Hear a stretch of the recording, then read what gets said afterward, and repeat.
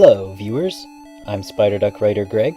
This is the Himalayas level in DuckTales, and your name is... nice to meet you.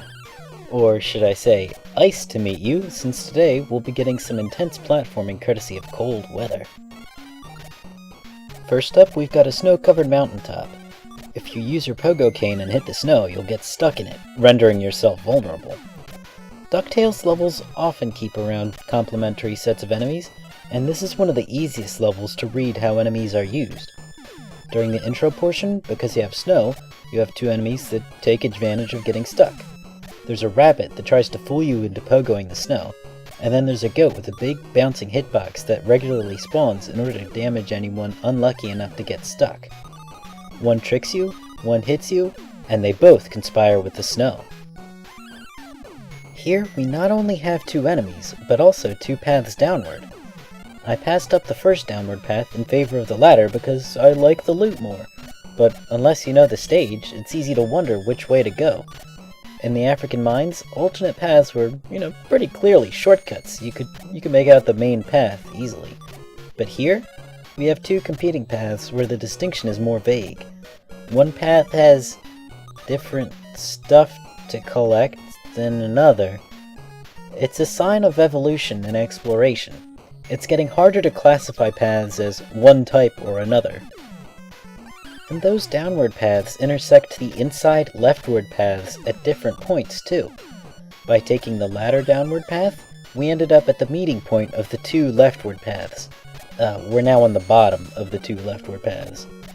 Had we taken the earlier downward path, we would have ended up bisecting either the higher or the lower of the two leftward paths.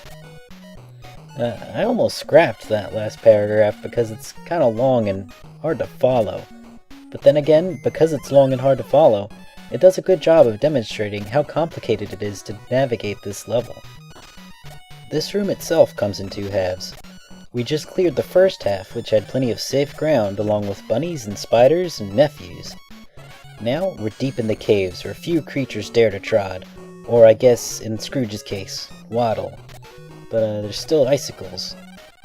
This entire room, that is to say, the bottommost path of the stage, is entirely optional and is only required if you want to gain the health upgrade.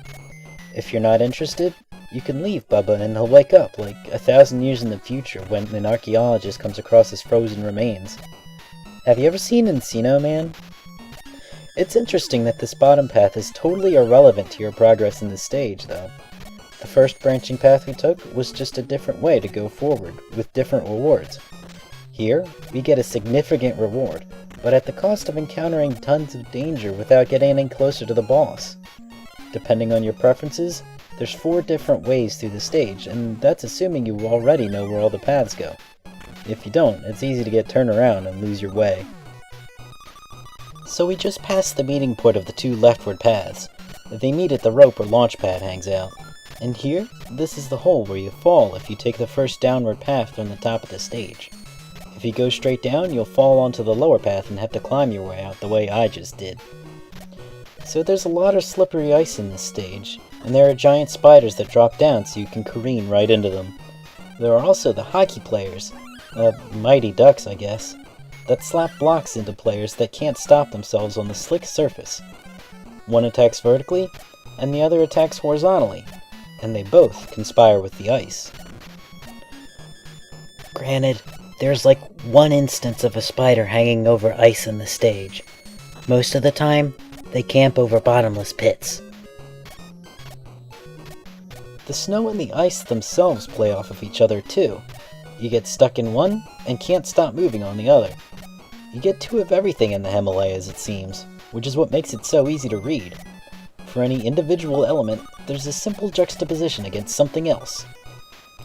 That even accounts for the 2 sets of paths, the 2 downward paths and the 2 leftward paths. And that's pretty much the Himalayas. It has that nice Super Metroid quality where the path you decide to take through the level has a very personalized and intentional touch. Let's close out the stage with some intense platforming. The snowy intro area emphasized combat, with the bunnies and the goats. Then, each path during the cave segment started out with icy combat on the right side, and ended up with sparse platforming on the left side. Here, we've fully transitioned to sparse platforming right before hitting the most intense combat segment of the stage. Bosses in DuckTales are certainly well-rounded in and of themselves, and they certainly fit the pacing of the game by getting you to stop exploring. You have to focus on one thing for a little bit. But it's hard to see any connection between the bosses and the stages. Take a look at Metal Storm for ways that games can tie bosses into stage themes. Anyway, be well, do good work, and keep in touch.